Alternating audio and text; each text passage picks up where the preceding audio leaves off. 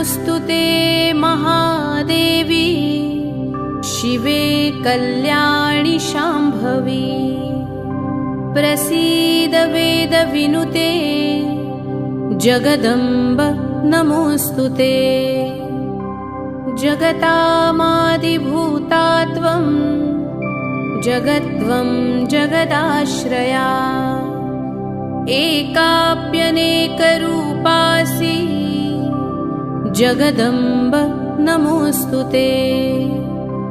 सृष्टिस्थितिविनाशानां हेतुभूते मुनिस्तुते। प्रसीद देवविनुते जगदम्ब नमोऽस्तु ते।